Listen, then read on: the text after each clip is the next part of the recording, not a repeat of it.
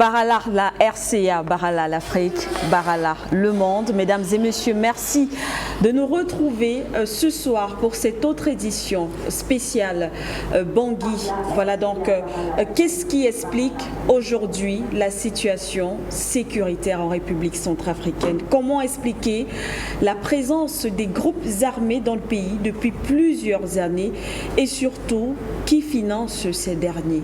Qui finance ces derniers? Qui fournit les armes à ces groupes rebelles? Important tout de même aussi de rappeler, chers téléspectateurs, que depuis la prise de pouvoir par le président Faustin Archange Touadéra, l'autorité de l'État a quand même pu s'imposer à travers tout le territoire et bien sûr le gouvernement actuel a pu approfondir la sécurisation du pays. Mais justement, puisqu'on parle de sécurité, aujourd'hui on s'intéresse ce soir, quel partenaire ou alors quel est le partenaire fiable en termes de sécurité pour la République centrafricaine? On en parle dans le cadre de cette édition spéciale, une co-présentation avec vous, Bachir Ladan. Bonsoir. Bonsoir Siké Doumbé, bonsoir l'Afrique et bonsoir le monde. Un grand bonsoir à tous nos téléspectateurs et à ces imminents panélistes qui ont accepté de nous accompagner dans le cadre de cette grande émission.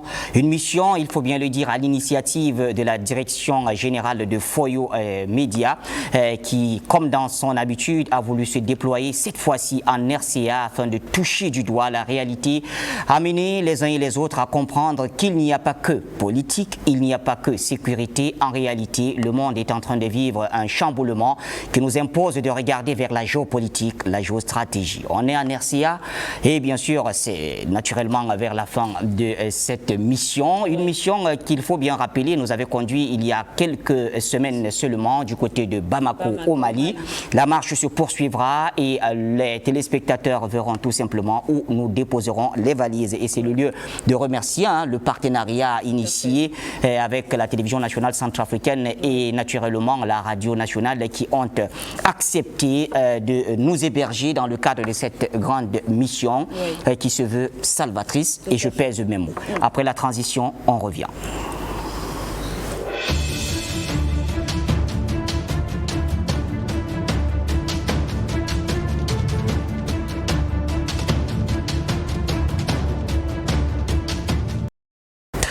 Et bien sûr, merci de nous retrouver une fois de plus, Siké Doumbé. On va faire découvrir rapidement notre plateau. On a accusé un tout petit retard. Très rapidement, Passion Parfum d'Homme, vous êtes avec nous ce soir. Bonsoir et merci d'être là. Bonsoir, la grande prêtresse du panafricanisme, Siké Doumbé. Vous êtes une princesse au sang bleu. Ce n'est pas seulement réservé aux autres, parce que vous avez montré votre amour pour ce continent. Vous avez montré votre amour pour le peuple africain et un amour débordant pour le peuple centrafricain.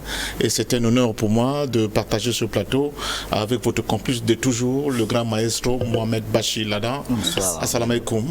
Merci beaucoup pour vraiment nous avons honoré pendant cette longue semaine de débat. Et merci particulier au promoteur de For You Media qui a eu cette astuce, n'est-ce pas, ce flair de partager avec nos frères africains à travers la télévision nationale et la radio nationale ce grand moment d'échange, ce grand moment de réflexion, mais c'est aussi ce grand moment d'espoir. Merci pour, une fois de plus pour toute cette semaine et pour cette invitation de clap de fin. Clap de fin, belle émission certainement, puisque nous parlerons d'une question cruciale, la sécurité, mais en s'interrogeant sur le partenaire idéal. Et on le sait naturellement, c'est un secret de polichinelle que la venue d'un type de partenaire a permis d'avancer en comparaison à d'autres. C'est pas à moi de le dire, nos panélistes le diront. Docteur Yamb Timba, bonsoir. Bonsoir Mohamed Bachir Ladan. Bah, écoutez, je suis content que vous m'ayez invité une fois de plus. Pour le clap de fin, comme le disait Patient Parfait. Ah, déjà. Ça va vite. D'accord. Dans tous les cas, ça a été un bon voyage. De dimanche jusqu'à aujourd'hui. J'espère que nous avons contribué à éclairer un certain nombre de choses, mais surtout, je pense que nous avons beaucoup appris. Et le peuple centrafricain est d'une fertilité et d'une agilité intellectuelle et sociale qui m'ont impressionné.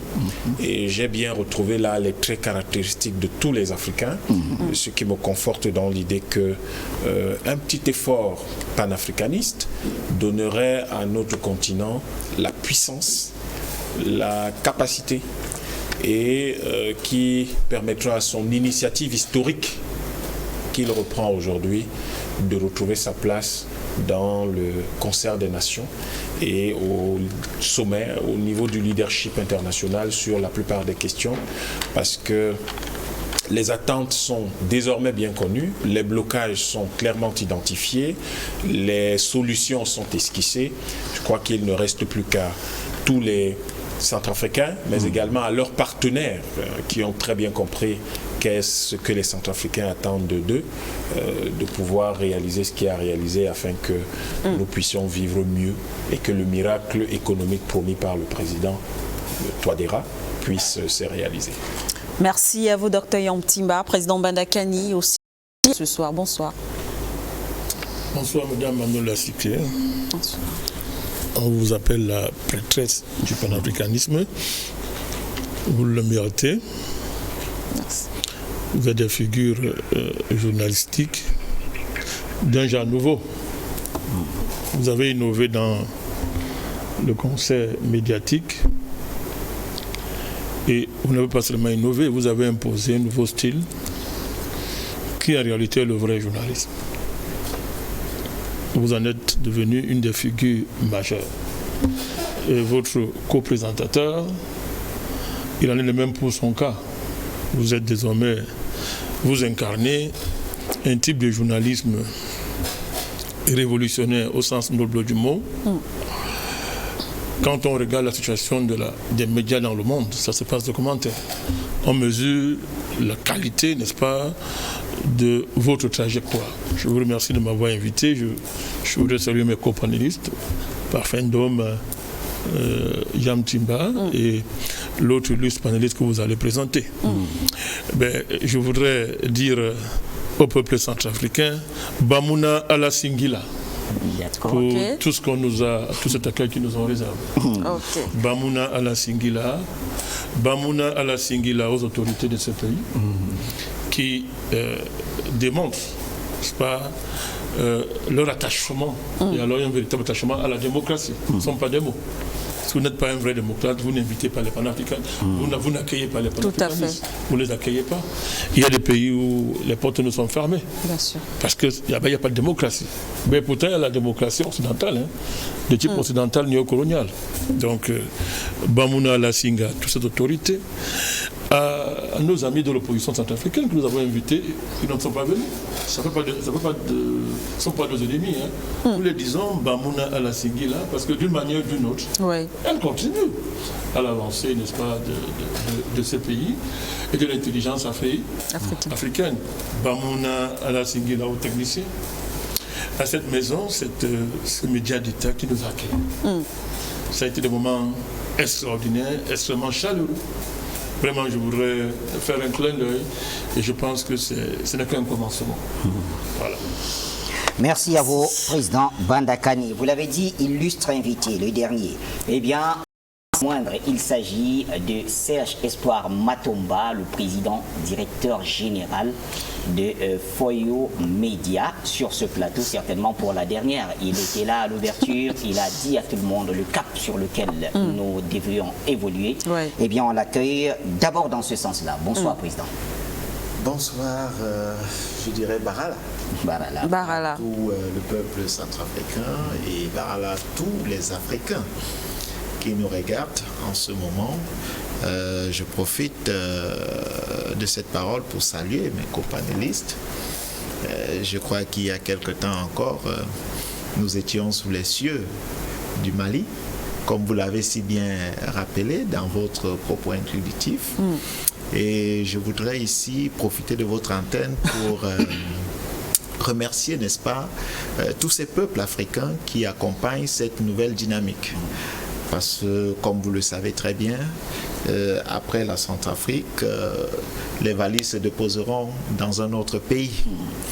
Et c'est une dynamique qui voudrait que nous puissions participer, n'est-ce pas, au débat interne de chaque pays africain, que l'exclusivité ne soit pas donnée aux médias occidentaux, comme c'est généralement le cas. La tristesse voudrait que nous puissions constater que lorsque les médias occidentaux tendent les micros, certaines personnes de l'opposition comme du pouvoir courent pour donner leur voix. Et lorsque ce sont des médias africains, ils ne sont pas disposés, ils trouvent des excuses. Et pourtant, l'Afrique doit se construire par des Africains. L'Afrique doit être repensée par des Africains et la contribution des Africains doit, n'est-ce pas, être connue, tant sur le plan médiatique, sur le plan politique, économique et autres, mais surtout définie par les Africains. Donc je voudrais vous dire à vous, merci et merci à toute la Centrafrique. J'espère que le partenariat pourra continuer tant avec la télévision nationale comme d'autres médias centrafricains, parce que nous sommes ouverts.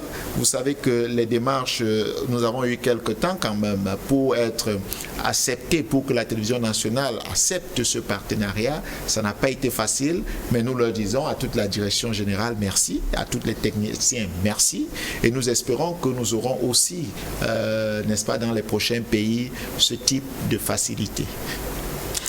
Merci donc à vous, Président Matomba. Oui, Président Bandakane. Ce qu'il vient de dire, oui. C'est quand même extraordinaire. C'est ça qu'on est obligé de faire, que une certaine frange des populations africaines trouve normal que des médias occidentaux s'installent chez nous, déversent leur poison, ont des contrats d'exclusivité, ils sont ici même plus que chez eux. Ouais. C'est-à-dire c'est devenu, on trouve normal que les médias occidentaux, RFI, France 24, tous ces trucs-là sans publicité, on parle même que ce sont des médias africains, c'est quand même terrible. Mais il y a une hostilité envers les médias africains, ouais. Qui n'est pas compréhensible, on ne doit pas expliquer. Mais c'est quand même terrible, c'est incompréhensible ça. Vous ne verrez pas ça ailleurs. Allez en Chine, allez partout, allez en Russie, allez même en France. Allez regarder le sort qui est réservé à des médias africains quand ceux-ci essaient de s'installer dans le paysage français. Ouais. On les détruit systématiquement et ils sont détruits par l'initiative de l'État. La Télé Sud est un exemple, mais ce n'est pas le seul. Mais ici, chez nous, ils sont plus que chez eux. C'est nous, les médias africains, qui sont perçus comme étant quelque chose d'étrange. Mais il y a là une aliénation médiatique extrêmement avancée qui doit cesser. Et par rapport à ça, il faut qu'on soit clair. Nous ne commandons pas. On ne commande pas le chez-soi. Mais nous sommes les Africains. Il n'est pas normal que des étrangers soient à l'aise chez nous. Et nous, pour s'occuper par exemple de la Centrafrique, il faut que ça soit de la mer à boire. Si on veut s'intéresser à ce qui se passe en Côte d'Ivoire, on nous dit que vous n'êtes même pas des Ivoiriens. Vous voulez vous intéresser à l'affaire du Niger, on vous dit que ça ne vous concerne pas. Vous voulez parler du Tchad, on dit que ça ne vous concerne pas. Pendant ce temps, RFI, France 24, les médias étrangers, les États occidentaux, mais ils sont des rois chez nous. Il y a là une situation qui est quand même grave et qui nous amène et qui renforce davantage notre détermination à Foyou dans le cadre de ces missions qui vont continuer, qui vont se multiplier justement pour casser cet état de fait, n'est-ce pas, et installer dans la mentalité africaine la nécessité que on ne s'informe pas à France 24 ou à RFI dans les médias étrangers si on veut connaître la vraie réalité de son continent. C'est différent. Je profite d'ailleurs pour me donner la une pour vous rassurer, monsieur, que nous sommes en train de tout faire pour nous installer en République centrafricaine. Nous allons nous installer ici, comme nous avons déjà commencé au Mali et dans d'autres pays, parce qu'il est obligatoire pour les Africains aujourd'hui d'avoir de l'information, mais de l'information traitée par les Africains pour le bien de l'Afrique. Merci à vous, Président Matomba, Président Bandakane. Vous faites bien de le dire. C'est bien sûr... je veux dire peut-être obligatoire de For You Média, la télévision bien sûr panafricaine, informer les Africains par les Africains et pour les Africains, surtout avec la bonne information. Alors, patient Parfendom, on va peut-être commencer par vous sur cette question, la question sécuritaire en République centrafricaine. Elle intéresse tellement. On a présenté toute cette semaine la République centrafricaine sur toutes ses formes, sur le plan économique, sur toutes ses formes politiques. On sait également que c'est un pays qui accueille sur son sol plusieurs partenaires étrangers sur l'aspect sécurité. Mais on ne comprend pas pourquoi ce pays est toujours enclin ou alors est victime des attaques des groupes armés, même s'il faille également le rappeler, comme on l'a dit à l'introduction, que le gouvernement en place a pris quand même des mesures pour justement prendre la main sur le pouvoir et instaurer justement son autorité et mettre en déroute les groupes armés. Mais aujourd'hui, France, Russie, Rwanda et bien d'autres pays, qui peut être bien, on va aller directement, pour la République centrafricaine? Je commencerai par dire merci à cette nouvelle initiative africaine qui a permis à la Centrafrique d'avoir à sa tête un véritable leader qui a pu constituer autour de lui un leadership de construction sociale. C'est quelque chose d'extraordinaire d'être dans cette ville de Bangui, dont les images ont traumatisé plus d'un Africain. Oui. Ce fut de véritables cauchemars, des nuits cauchemardesques pour beaucoup d'entre nous, au vu de ce qui se passait ici en Centrafrique, et spécialement dans cette ville de Bangui. Qu'on soit là aujourd'hui, à voir les gens vaquer à leurs occupations, à voir l'économie redécoller, à voir les enfants de nouveau aller à l'école, l'administration se déployer partout, pratiquement sur le sol centrafricain, qu'on a l'impression qu'il y a une véritable vie sociale et même politique avec des dynamiques plus ou moins contradictoires, mais qui sont le ferment justement de cette dynamique-là. On peut se dire qu'on sort vraiment de loin. Dieu et nos ancêtres sont avec ce leadership. Ouais. Et c'est pour ça que je pense qu'il est grand temps de dire aux Africains, l'Afrique sera ce que nous aurons voulu qu'elle soit, cette Afrique-là. Le Centrafrique sera ce que les enfants, les filles et les fils de ce pays voudront effectivement qu'elle soit. On peut vraiment comprendre que de temps en temps, qu'il y a des antagonismes, c'est tout à fait normal. Ça fait partie de la vie. Mais il ne faut pas oublier l'essentiel. L'essentiel, c'est de mettre un point d'honneur à accorder une valeur à la vie. La vie des Centrafricains, comme la vie des Africains, doit retrouver sa valeur. Pourquoi? Parce que dans le passé, même récent de la Centrafrique, on avait fait un constat, la vie n'avait plus de valeur. La vie n'avait plus de valeur. Et pourtant, il y avait sur le sol centrafricain un maître colonial qui depuis des décennies, même avant la période des indépendances, était présent en Centrafrique, avec des forces armées, par le biais de bases militaires. Donc, proposait à la Centrafrique de lui sous-traiter et sa sécurité, et même son propre développement sur le plan économique. Mais quand on regarde toute cette période, les dividendes sont lesquels? Ce fut la misère, le bilan nul complètement. La misère, la pauvreté, les maladies, les guerres incessantes, ponctuées par des périodes de guerre incessantes, au point où le Centrafrique a été incapable d'assumer les fonctions régaliennes d'un État. C'est-à-dire protéger ses citoyens, protéger son territoire, organiser une vie sociale, économique et politique d'un certain niveau et promouvoir le bonheur pour ses filles et ses fils. Cela ne fait pas possible parce que, justement, ces alliés-là, et cet allié principal, que la France, avait décidé de faire la Centrafrique le cœur des ténèbres. Le cœur des ténèbres. Sinon, expliquez-moi comment, dans ce pays-là, qui a eu des héros, des martyrs, des icônes qui ont été capables d'inspirer l'ensemble pratiquement du monde noir en lutte pour sa souveraineté, pour sa dignité, nous est donné ce résultat que je viens de décrire. Une véritable catastrophe. Où chaque Centrafricain se demandait à quoi cela servait d'être un être humain. Mais depuis le magistère de ce leadership éclairé, le président Fossé Akouan-Touadéra, on a vu ce qu'on a vu. Ouais. On peut être d'accord, on peut ne pas être d'accord. Les faits sont là qui parlent. Les faits parlent. Donc je pense qu'il ne faut pas qu'on tourne en rond.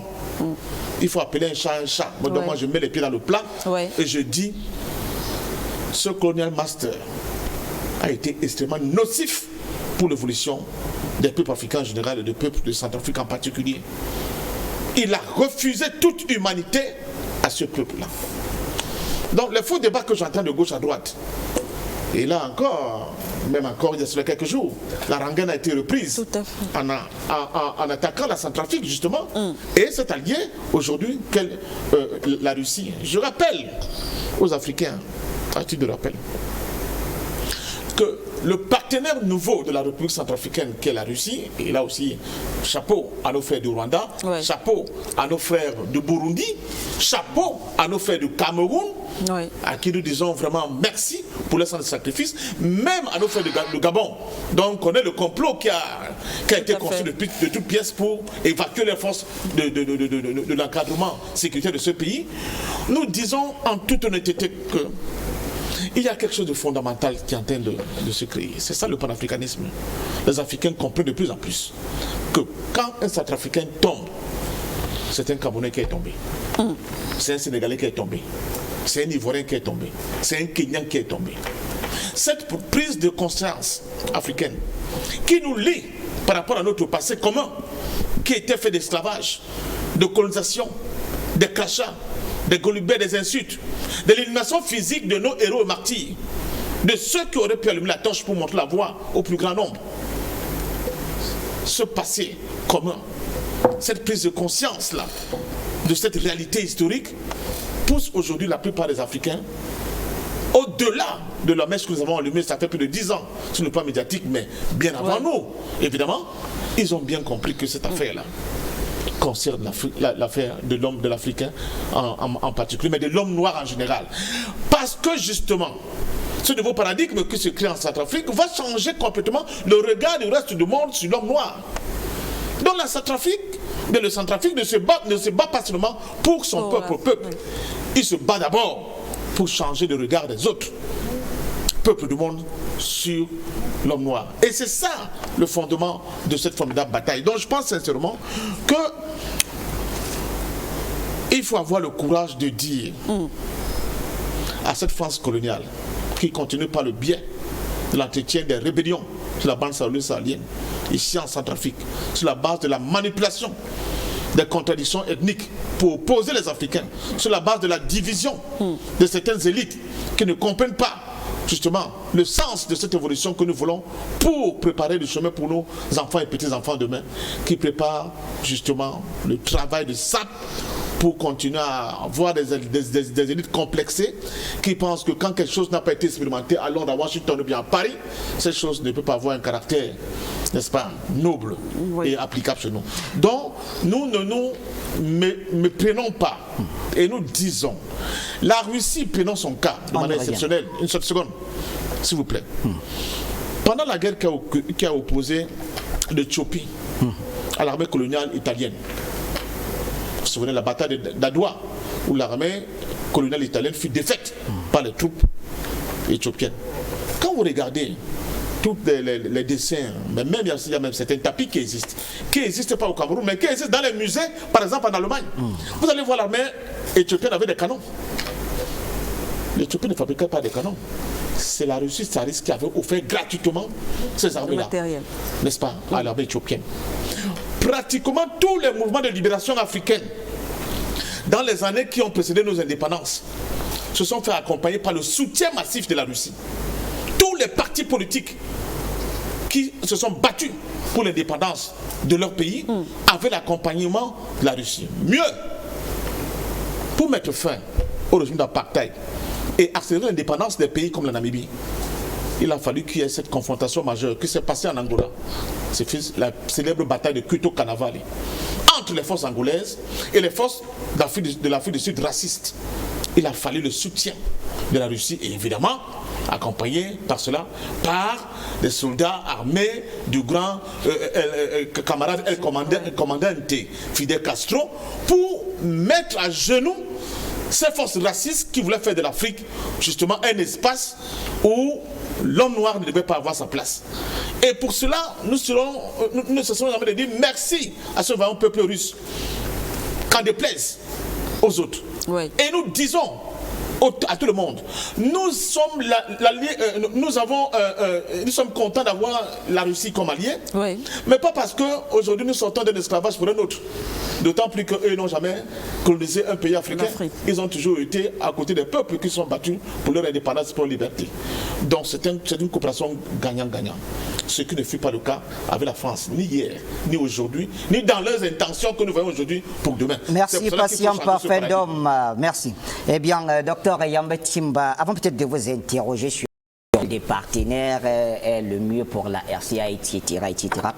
Comment est-ce que vous évaluez la coopération sur le plan sécuritaire qu'il y a eu entre Bangui et son partenaire traditionnel, je vais dire la France? Je ne suis pas sûr que la France soit un partenaire pour la RCA. Et pourtant, ils ont fait leur chemin. Présenté, en tout cas. Il faut qu'on s'entende sur le sens des mots. Nous ne sommes pas français, mais au moins nous parlons français. Oui. C'est mieux que le français. Merci Senghor. Un partenaire, c'est une personne physique ou morale avec laquelle on s'accorde sur des apports mutuellement bénéfiques.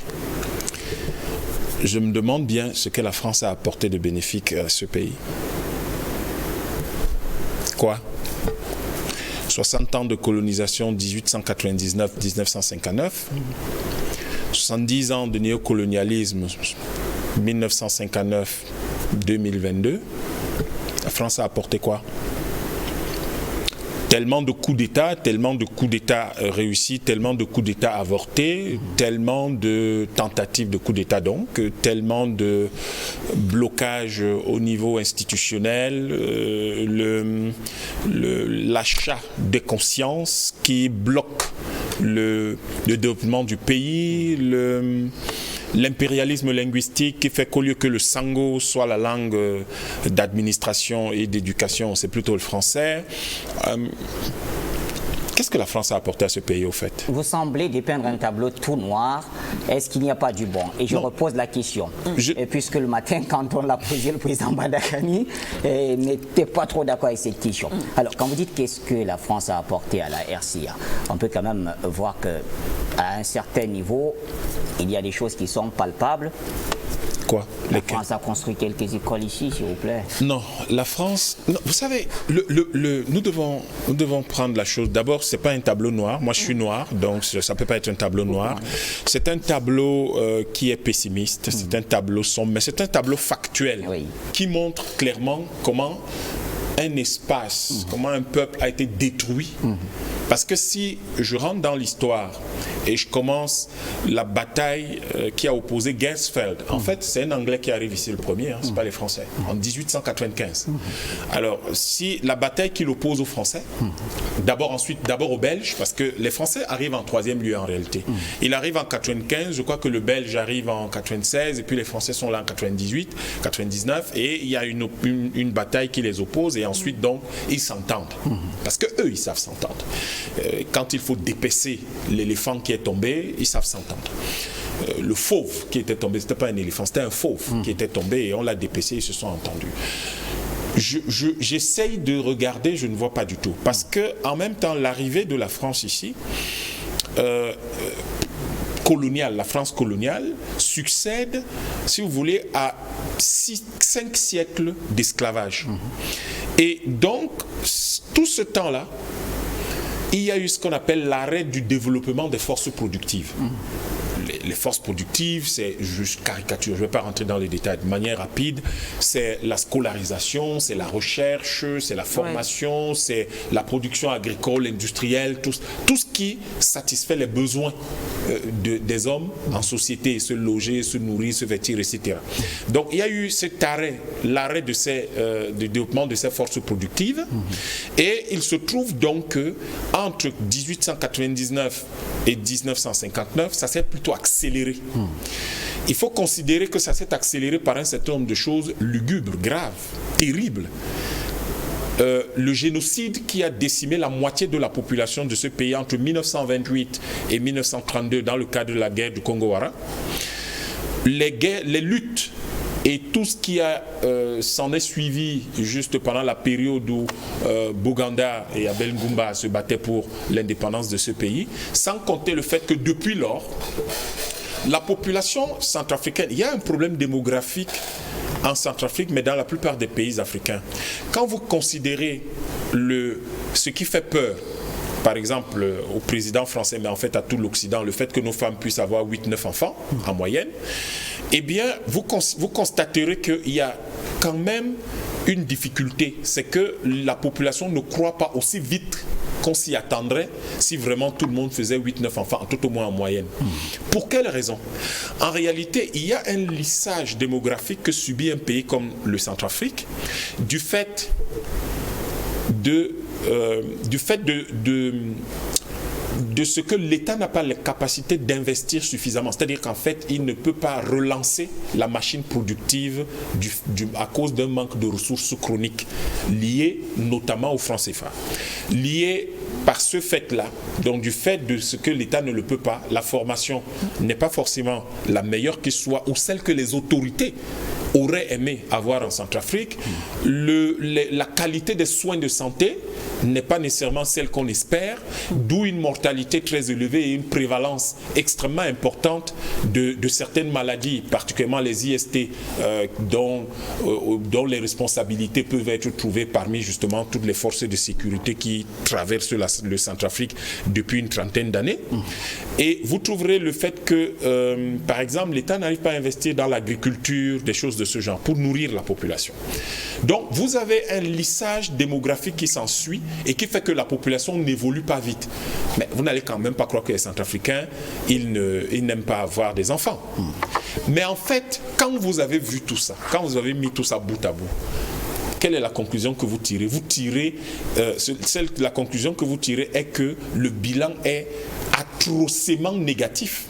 Le bilan de la présence française est atrocement négatif en Centrafrique parce que malheureusement ce pays-là n'avance pas, ce pays est englué dans des conflits terribles, dans des contradictions terribles. Ce pays-là se retrouve avec des personnes qui sont des aliénés, comme dans la plupart des pays on parle le français et on utilise le français. Enfin, il y a énormément d'aliénés dans ces pays-là et des personnes qui n'ont pas une vision de la liberté qui puisse les lever. Et donc forcément, vous avez, et in fine, ce qui justifie ce bilan atrocement négatif, c'est que vous avez quand même là un pays qui a tué l'ADN ou qui a essayé par tous les moyens ou par tous ces moyens qu'on a cités et par beaucoup d'autres qu'on n'a pas pu citer, qui a essayé de tuer l'ADN des civilisations que l'on rencontre sur ce territoire. Donc, totale responsabilité justement à ce partenaire qu'est la France? Partenaire entre guillemets, oui. Bien sûr, c'est une responsabilité totale parce que c'est ce partenaire qui a conçu l'échec du Centrafrique. Vous savez, je répète quelque chose. Oui. Nous devons mettre tout le monde devant ses responsabilités. Il y a des responsabilités principales et ultimes, et il peut y avoir des responsabilités secondaires opérationnelles. Mais c'est celui qui définit la stratégie, qui a la vision, qui la décline en stratégie, c'est lui qui est le responsable ultime. Et c'est la France qui a pensé coloniser ce territoire, ce pays. Ce ne sont pas les Centrafricains. C'est la France qui a déclenché la guerre du Congo-Wara. Ce ne sont pas ces gens-ci. Parce que tout ce qu'ils ont dit aux Français, rentrez chez vous. Et c'est la France qui a dit, je ne rentre pas, je sors les armes. Donc c'est la France qui a déclenché cette guerre-là. C'est la France qui a instauré le franc CFA. Ce ne sont pas les Centrafricains. C'est pas les Centrafricains, c'est la France. Et ils étaient trois parfaits patients d'hommes qui ont signé l'acte de naissance du franc CFA. Il faut les citer. De Gaulle, René Pleven et Jacques Soustel. Les trois brigands. Trois Français. Ce sont ces gens qui ont créé le franc CFA, ce n'est pas les Centrafricains. Or, le franc CFA aspire toute la valeur ajoutée produite dans tous les pays où on l'utilise. Donc, c'est pas les Centrafricains, en ce sens-là, de façon principale et ultime, ne sont pas les responsables de la situation actuelle. Il y a des éléments opérationnels qu'on peut regarder par la suite, mais il faut que ce soit clair dans la tête de tout le monde. Le responsable principal de l'incurie centrafricaine aujourd'hui, des difficultés de la République centrafricaine aujourd'hui, et de cette situation qui peut paraître désespérée à certains, tout au moins, avant que ce président qui est là aujourd'hui n'arrive, eh bien, c'est la France. Mais que fait-on dans ce cas de... Par exemple, l'aide budgétaire militaire, l'aide budgétaire française ici en République centrafricaine qui jusqu'en 2021 était d'environ 10 millions d'euros, qui a été suspendue jusqu'à nouvel ordre du fait de la venue des Russes, certainement. Mais il y a aussi quand même le volet formation. Beaucoup d'officiers et sous-officiers centrafricains ont connu des formations dans des académies militaires françaises. Je pense à Saint-Cyr, je pense à l'ENSOA, l'École nationale des sous-officiers, etc. Ça, c'est ce qu'on appelle le maquillage. Vous maquillez quelque chose. Si je viens chez vous, je vais former quelques officiers, je donne des bourses à quelques étudiants qui vont aller dans les universités, je finance une ou deux routes, je facilite l'installation, je fais ce genre de choses, mais c'est parce que je veux faire autre chose. Après, je vais avoir le marché des télécoms chez vous. Après, je vais avoir le marché des hydrocarbures chez vous. Après, je vais avoir le marché de tout le bois chez vous. Est-ce que ce n'est pas le cas avec tous les autres partenaires ? Je pense que nous devons distinguer deux ou trois choses. Nous devons commencer par distinguer celui qui a ouvert la porte. Lorsque vous avez ouvert la porte à quelque chose, c'est vous qui êtes responsable de tout ce qui arrive. La MINUSCA, par exemple, c'est la France qui en est responsable. Elle n'avait qu'à ne pas provoquer le désordre ici. Elle n'avait qu'à dire... Mais, supposons qu'elle était restée jusqu'en 1959. Mais elle n'avait qu'à partir. À laisser ce pays avoir sa monnaie, à laisser ce pays se débrouiller pour former les gens. Vous croyez que quand on a bouté le Portugal de l'Amérique du Sud, les pays ne sont pas construits? Le Brésil fait partie des BRICS aujourd'hui. Donc les gens savent se débrouiller pour s'en sortir. La France n'avait qu'à ne pas rester et à partir. C'est elle qui a choisi de se mettre dans les problèmes et a essayé de couvrir tout ça avec un vernis qu'elle appelle le fardeau de l'homme blanc. Mais qui a invité l'homme blanc ici? Alors donc du coup, ce qui se passe, c'est que c'est elle qui a ouvert la porte. Et comme elle a ouvert la porte, et c'est elle qui a pensé tout ça, parce que c'est le responsable. C'est elle qui a pensé tout ça, c'est elle qui l'a structuré, c'est elle qui l'a théorisé et c'est elle qui a mis en place la stratégie pour atteindre cet objectif. Donc c'est elle qui est responsable de tout. Que la MINUSCA soit là aujourd'hui et que les Centrafricains s'en plaignent, c'est à cause de la France. Donc c'est elle qui est responsable de toutes les exactions que la MINUSCA peut causer ici. Et d'ailleurs, le Mali vient de montrer la voie. Et j'espère que les ONG centrafricaines écoute tout ça. On peut déposer, on peut se plaindre à l'ONU. On peut aller se plaindre à l'ONU. L'État centrafricain peut se plaindre à l'ONU. Et je n'ai jamais compris cette affaire où vous dites la RCA est membre de l'ONU. Et vous dites l'ONU décide qu'elle va aider la RCA. Donc je vais vous envoyer des soldats. Aujourd'hui, il y en a 17 000. Vous envoyez des soldats et ces soldats ne sont pas soumis à l'agenda de paix de la RCA elle-même, et ces gens-là ont des missions qui vous sont propres. Ça n'a aucun sens. Je pense qu'il faut que, pendant le temps qu'il leur reste ici, parce qu'ils sont censés partir, ils ne vont pas rester indéfiniment ici, pendant le temps qu'il leur reste ici, je ne sais pas si c'est 1 an ou 2 ans au maximum, ou 3, ou je ne sais pas combien, mais le temps qu'il reste ici, la MINUSCA doit être sous le commandement direct du président de la République qui délègue ce commandement à son chef d'état-major des armées. Le budget de la MINUSCA doit être géré par l'État centrafricain. Si ce n'est pas le cas, alors ça veut dire que l'ONU a décidé de coloniser la RCA et nous ne pouvons tolérer une telle chose en Afrique en 2022. Après les millions de morts, il y a eu 4 millions de morts que la France a fait au Cameroun pendant la guerre d'indépendance. C'est un génocide horrible. Nous ne pouvons tolérer ce genre, je appelle la guerre d'Algérie. Après tout ce qui s'est passé à Madagascar, etc., etc. Donc, en fait, c'était pour dire que lorsque vous avez un partenaire qui a détruit l'ADN de votre civilisation, tout ce qui s'ensuit, c'est ce partenaire-là, si vous voulez bien l'appeler ainsi, qui en est responsable. Mais ça ne s'appelle pas un partenaire, merci, ça s'appelle un agresseur et un pilleur. Merci, Yamtimba. Merci à vous, Dr Yamtimba, président Bandakani. Le Dr Yamtimba a convoqué tout sur le Mali. On sait que du côté du Mali, les autorités d'ailleurs ont été claires de ce côté-là. Ils ont directement indexé la France lorsqu'ils parlaient d'armer les rebelles. C'est des accusations qui deviennent récurrentes vis-à-vis de la France. Aujourd'hui, on parle de la République centrafricaine, où ce pays est également partenaire de ce pays. On parle de sécurité. Est-ce qu'on doit s'inquiéter de ce, entre guillemets, de ce partenaire centrafricain? Je commencerai par quelques lieux communs. Bon, est-ce que vous pouvez dire aux Français que lors de la colonisation allemande, quand l'Allemagne a envahi la France, vous pouvez dire aux Français et aux Allemands qu'il y avait des bonnes choses dans la présente allemande? Il faut quand même arrêter certaines choses. Il faut arrêter de provoquer les Africains. Il faut arrêter d'attaquer les Africains, de les énerver matin, midi, ça veut dire, excusez-moi le mot, des bêtises qui n'ont pas de sens. Vous croyez que les Français, passez le temps à dire aux Allemands que non, vous devez apporter les bonnes choses ici. Celui qui a essayé de le faire de manière réaliste, on l'appelait Pétain. On l'a qualifié de traître à la nation. Vous ne savez pas ça, Pétain? Malgré tout ce qu'il avait fait avant pour la France, Pétain, c'était le plus grand militaire de la France. C'était pas n'importe qui. Alors, des gars qui n'avaient même pas d'état de service en la matière, mais est devenu un héros face au maréchal Pétain qui était le vrai militaire en France. Mais lorsque l'Allemagne a envahi la France, le gars a compris que il a fait l'armistice. Il a dit que bon, moi je ne peux pas affronter l'Allemagne. Pour l'instant, vous êtes plus fort que nous. On fait l'armistice. Mais Pétain est considéré par des gaullistes en France comme un traître.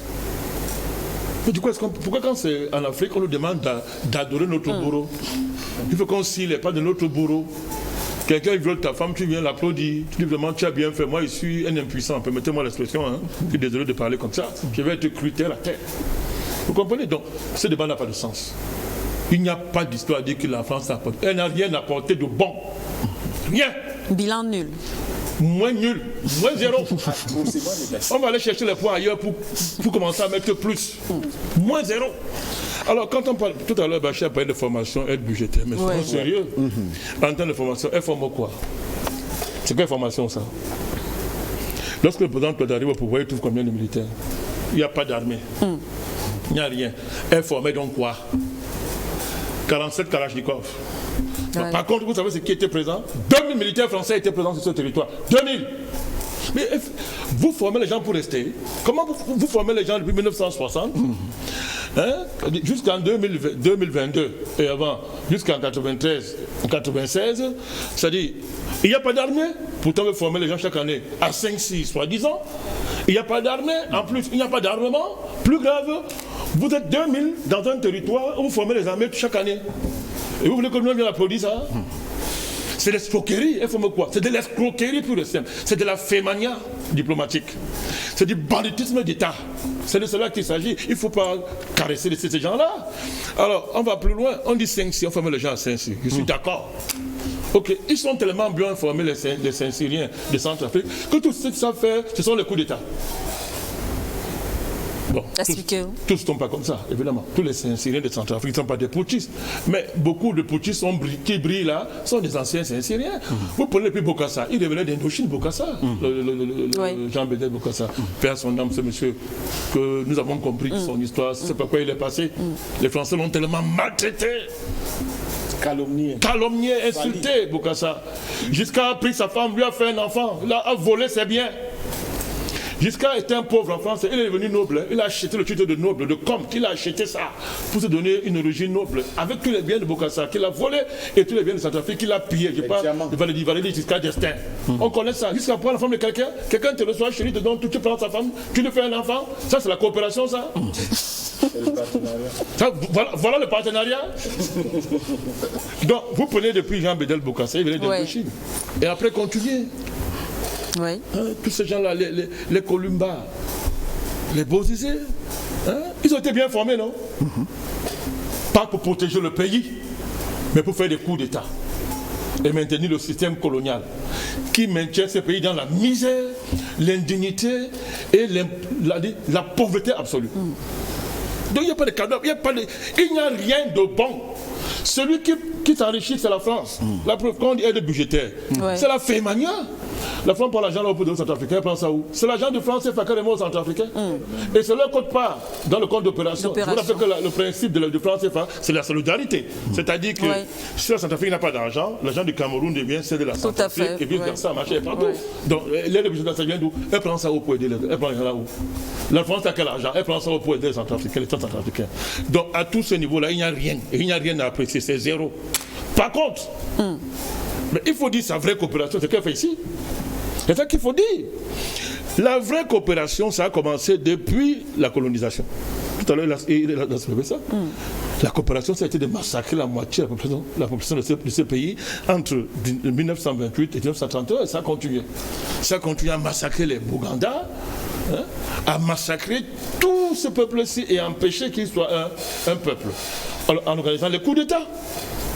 Les coups d'État, en renversant les présidents quand ça ne plaisait pas, quand leur tête ne plaisait plus à la France, en installant des groupes rebelles armés sur le territoire français, en leur fournissant les armes. Non, je parle du Centrafricain. Oui, en Centrafrique. Oui. On est en Centrafrique, non? Oui. Laissons d'abord d'autres pays africains. Ça dit, mais c'est qu'elle fait ça ici. Donc, elle arme les rebelles, elle les encadre. Elle a fourni des armes pour déstabiliser la Centrafrique et tuer les populations centrafricaines et les massacrer. La France a une tradition, vous parlez de coopération. Quelle est cette coopération dont l'épicentre est de tuer les présidents qui sont pas d'accord avec la politique française? C'est quoi cette politique-là? Toute l'histoire de l'Afrique avec la France, depuis des années 1960, c'est une histoire d'assassinat des présidents. Mais c'est quand même grave qu'un État se spécialise dans l'assassinat des chefs d'État d'autres pays qui viennent des pays qui nous donnent tout.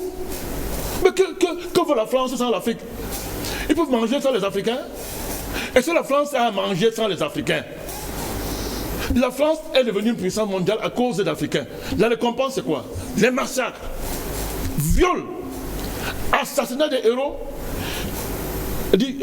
criminalisation du patriotisme et assassinat des présidents patriotes. C'est de cela qu'il s'agit. Et le président Touadéra n'y échappe pas. Alors, continuons par la coopération. Alors, monsieur Rémi Guignolo, c'est pas la coopération? On se souvient de cette affaire, c'est la coopération français qui a été arrêté. C'est la coopération. Oui. Rémi Guignolo, c'est la coopération.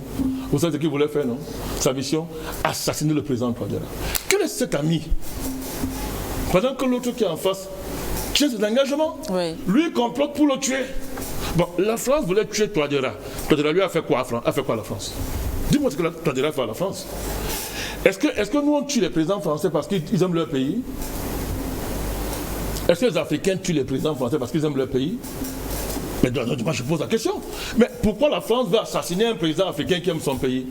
Monsieur Guignolo voulait assassiner le président. Nous l'avons dit plusieurs fois. C'est notre théâtre d'information. Nous savons pas le disons, nous avons les preuves. Pourquoi la France, pourquoi un État peut s'organiser pour aller assassiner un autre président d'un autre État?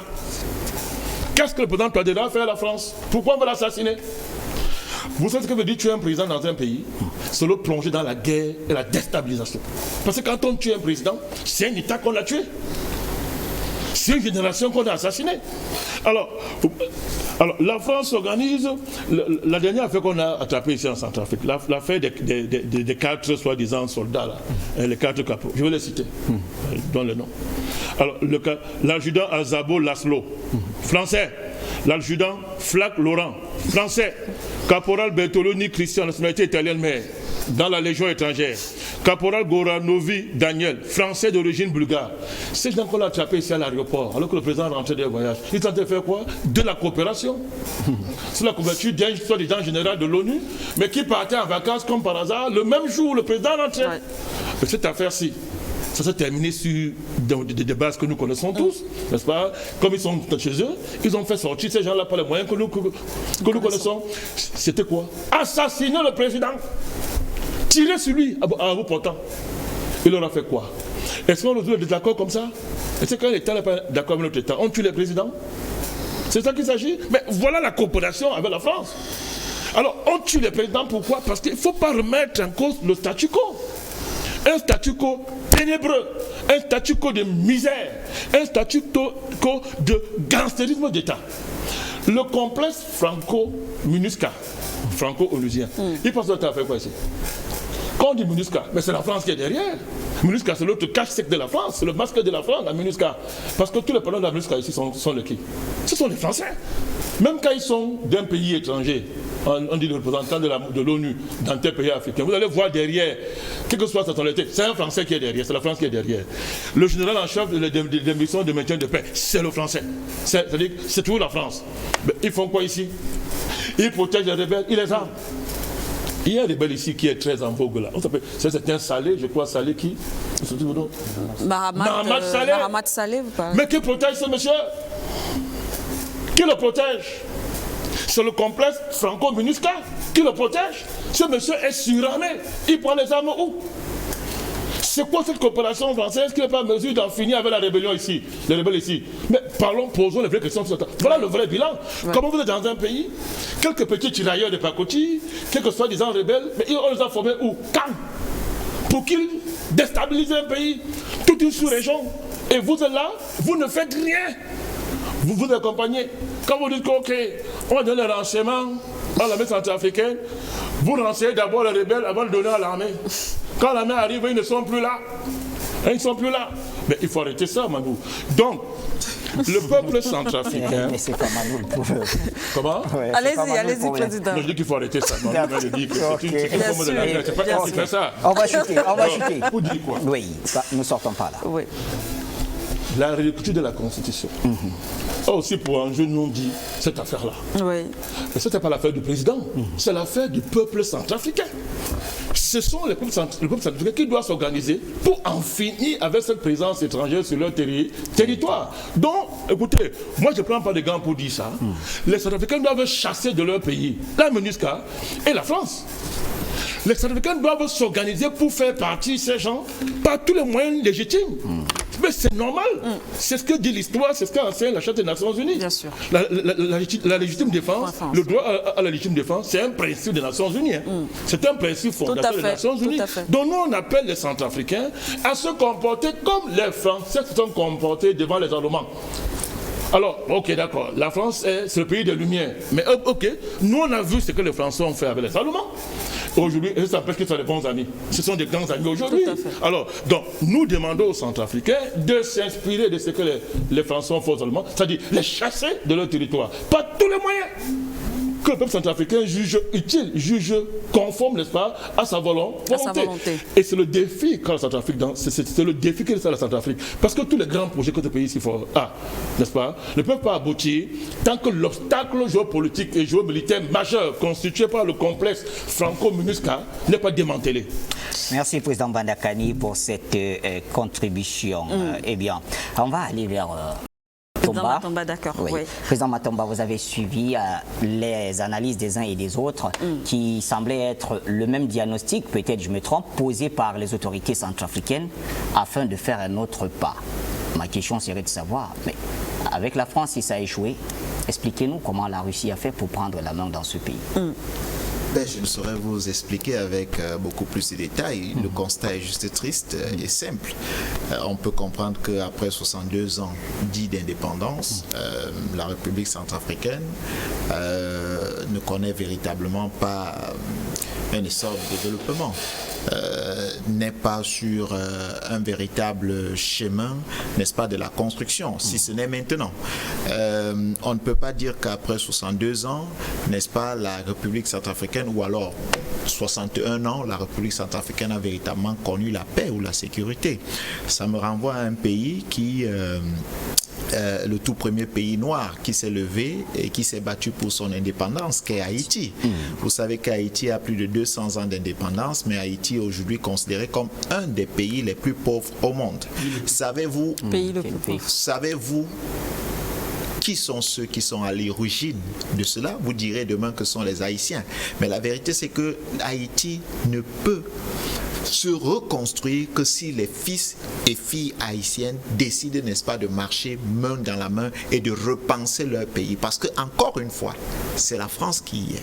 Alors, quand vous regardez l'histoire de la Centrafrique, vous vous souvenez que Karinou, Bokandé sont des gens qui ont inspiré d'autres indépendantistes africains. On a donc décidé peut-être de faire payer la Centrafrique parce que la Centrafrique fait partie, n'est-ce pas, des pays leaders en Afrique. C'est le prix, certainement, qu'on a décidé de faire payer à la Centrafrique. Quand on parle de 62 ans, j'ai entendu des formations. Vous savez qu'on formait des militaires ici avec du bois. Le bois, pas des armes. C'est avec cela qu'on formait des militaires. Pour faire face aux rebelles armés. Et là, vous parlez, pour faire face aux rebelles armés, du moins ceux qui sont considérés comme rebelles, parce que tenez-vous tranquille, moi je ne considère pas des hommes qui portent les armes contre leur pays comme rebelles. Ce sont des terroristes. Sous d'autres cieux, en Occident, lorsque vous prenez un petit canif, un couteau, contre un civil ou contre un militaire, vous êtes considéré comme un terroriste, à plus forte raison si vous tenez une arme. Mais chez nous, il y a un élément de langage clair, simple. Non, c'est un rebelle. Groupe armé. Lorsque vous êtes un groupuscule, c'est un groupe armé. Mais on est même allé plus loin. Vous devenez même, lorsqu'il faudra qu'on vous impose sur la table, vous devenez un groupe politico-militaire. Mais pourquoi ce n'est qu'en Afrique qu'on peut constater ce type de dérive et qu'on peut appuyer cela par ces personnes, entre parenthèses, dites des médiateurs qui subitement apparaissent. Non, il faut ils accompagnent la médiation. On parle de quoi? Lorsque vous portez l'arme contre votre pays, vous êtes un terroriste et l'État doit pouvoir agir. Pourquoi avoir privé? Donc, disons qu'il y a une coopération avec la France, comme vous le dites, depuis 62 ans. Pourquoi le président Touadéra trouve 47 Kalachnikov comme armes? Et tenez-vous tranquille, la première commande d'armes qu'il réussit à faire à la France arrive sans munitions. Et pour qu'elle arrive, c'était tout un problème. Mais lorsqu'elle arrive, pas de munitions, pas de chargeurs. Vous expliquez ça comment? Pour quelqu'un qui a l'obligation de protéger les biens et les personnes. Parce que c'est ce pouvoir que le peuple lui a donné. Protéger les biens et les personnes et le territoire. Alors, la question de savoir quel est le meilleur partenaire, c'est... Non, peut-être, je ne voudrais pas vous apprendre votre métier, mais je reformulerai votre question. Quel est le partenaire qu'il ne faut pas avoir? Et pour vous? Et il est clair, le partenaire qu'il ne faut pas avoir, c'est ce pays-là, qu'est la France. Mais vous savez que quand les Russes sont arrivés en République centrafricaine, nous avons quand même cette chance d'être au cœur, n'est-ce pas, des informations, parce que, heureusement ou malheureusement, nous vous côtoyons tous les jours. Et vous savez que les informations fusent de partout. Lorsque les Russes sont arrivés et qu'ils ont décidé, n'est-ce pas, d'entrer dans l'opéralisation militaire, ils ont demandé au président Touadéra 23 jours. Ils ont dit, en 23 jours, nous maîtrisons toute la rébellion en Centrafrique. Vous savez combien de temps ils ont fait pour maîtriser la rébellion? Dites-nous. 22. Où sont passés 60 ans de coopération, ou 40 ans comme vous voulez, et les rebelles continuent à être aux portes de Bangui, dans la ville de Bangui. Comment un autre pays, qui subitement, dans un accord bilatéral de coopération, réussit ce que vous n'avez pas pu faire en 40 ans? Et vous dites quand même que ce sont vos partenaires privilégiés. À un moment donné, il faut arrêter de se moquer des gens. Il faut arrêter de se moquer des Africains. Et il faut pouvoir se regarder en face et se dire, c'est peut-être une punition qu'on voulait vous infliger. Maintenant, on a compris que vous avez compris. Nous, on se retire. Parce qu'en réalité, il ne faudrait pas pousser les Africains aux extrêmes. Vous croyez que c'est plaisant quand un pays arrête la coopération subitement avec un autre? Nous avons été au Mali. Nous avons vu comment ça s'est passé. Nous avons vu le Mali dire à RFI, on ne vous veut plus, à cause de l'instrumentalisation des peuples. Nous avons vu le Mali dire, France 24, vous ne mettez plus ici, parce que ce que vous dites là-bas, ce n'est pas ce qui se passe ici. Nous avons vu le Mali dire, appeler l'ambassadeur français et lui dire, monsieur, ce que vous êtes en train de faire n'est pas normal, repartez. Nous avons vu le Mali déposer une plainte avec preuve contre, n'est-ce pas, l'implication française dans l'armement des terroristes et le renseignement des terroristes. Comment vous expliquez donc, si la France a tant aimé la Centrafrique, si, je ne sais pas trop, vous avez donné un chiffre là, 10 millions d'euros. Que valent 10 millions d'euros? Au point où on fait un chantage budgétaire. Au point où on fait un chantage à un pays. 10 millions d'euros. Il y a des Centrafricains ici qui utilise plus de 10 millions d'euros l'année. Attention. Au point de faire un chantage. Vous avez vu l'élection, lorsqu'il fallait arrêter l'élection de Catherine Samba Panza au niveau du Parlement. Qu'est-ce qui s'est passé? C'est l'ambassadeur français qui conduisait, n'est-ce pas, des travaux, qui allait exiger que si elle n'est pas votée, ils vont arrêter l'aide contre la Centrafrique. Mais on est où? Quel est ce pays qui passe le temps à faire du chantage à un autre? Aujourd'hui, les conséquences sont là. Elles sont réelles. La Centrafrique est occupée par une autre armée qui ne dépend pas de l'armée nationale, qui dépend d'une institution qu'on appelle l'ONU. Et Dieu, quand on sait ce qu'elle vaut aujourd'hui, vous savez, je suis parfois peiné quand je vois que ce sont nos frères encore qu'on utilise, parce que pour la plupart, il y a des contingents africains oui, qu'on utilise dans ce type de mission. On leur dit, bon, vous allez faire ceci, vous allez... Mais allez-y enquêter pour voir si ils sont vraiment là pour des missions de maintien de paix. Parce qu'avec 17 000 hommes dans un pays comme le Centrafrique, ils n'avaient pas besoin de 12 ans. Ça fait 12 ans qu'ils sont en Centrafrique. 12 ans, il n'y a pas de paix. 12 ans. Il a fallu 22 jours à un autre pays pour que le Centrafrique commence à connaître la paix. Pour que vous puissiez circuler, n'est-ce pas, leur d'un mandat, point à un autre dans président le pays. Matomba, leur mandat est celui de maintenir la paix. Donc il faut qu'il y ait cette paix-là pour qu'ils la maintiennent. Mais si en 12 ans, vous n'avez pas pu maintenir la paix, ça veut dire que vous n'avez pas une raison d'être dans le pays. Et quand notre pays, en 22 jours, on n'a pas dit un mois, attention. Quand on parle d'années et de mois, de jours, on peut croire que... Mais où était passée la volonté, n'est-ce pas, de ces contingents, ces différents contingents, n'est-ce pas, de créer ou de maintenir la paix? Où est passée cette volonté? Et déjà, pourquoi ces forces ne sont pas dépendantes du chef de l'État? Pourquoi est-ce que ces forces ont un budget beaucoup plus élevé que le budget même de fonctionnement de l'État? C'est un choix de l'ONU. Et puis, bon, quel choix de l'ONU? C'est un choix de l'ONU. L'ONU n'a pas choisi. L'ONU n'a pas pu ne sont-ils pas libres de donner un budget à leurs éléments sur le terrain? Monsieur Ladan, l'ONU n'a pas pu empêcher les États-Unis d'aller bombarder l'Irak. Bon, les États-Unis l'ont quand même fait. Qu'est-ce que l'ONU a fait après? On ne sait pas. Les rapports de force sont-ils les mêmes? Zelensky en Ukraine, ça c'est récent, a demandé à l'ONU d'envoyer les hommes. Pourquoi c'est en Centrafrique qu'on envoie? Zelensky est demandeur. Il a dit envoyez-moi des hommes, j'ai besoin des hommes, j'ai besoin de l'armement. Donnez-moi pour combattre, n'est-ce pas, la Russie? Pourquoi on n'envoie pas? Expliquez-nous, nous Africains, pourquoi on n'envoie pas et on décide tout simplement de renouveler les mandats des missions sans avis des gouvernements. Parce qu'en réalité, on dit on se fout des gouvernements, on n'a pas besoin de leur avis, on décide tout simplement de renouveler les missions. Pourquoi? Pourquoi en Ukraine? L'Ukraine est demandée jusqu'à présent.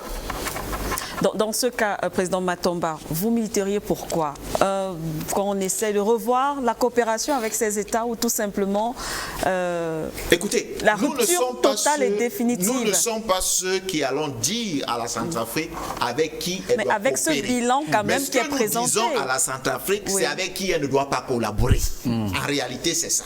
Maintenant, la Centrafrique, pour ses intérêts, est libre, n'est-ce pas, de choisir des partenaires stratégiques avec qui elle veut bien avancer. Tout à fait.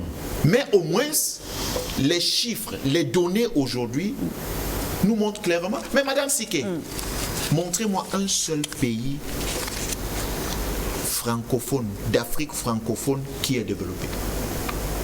Donnez-moi un exemple. Un seul. Je n'ai pas dit deux. Donnez-moi un seul exemple.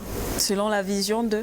Donnez-moi un seul exemple d'un pays francophone qui soit développé. Selon la vision... Tout dépend de ce que vous mettez dans le développement. C'est ça. Vous savez que, qu'on le veuille ou pas, nos différents pays sont toujours en voie de développement. Tout à fait.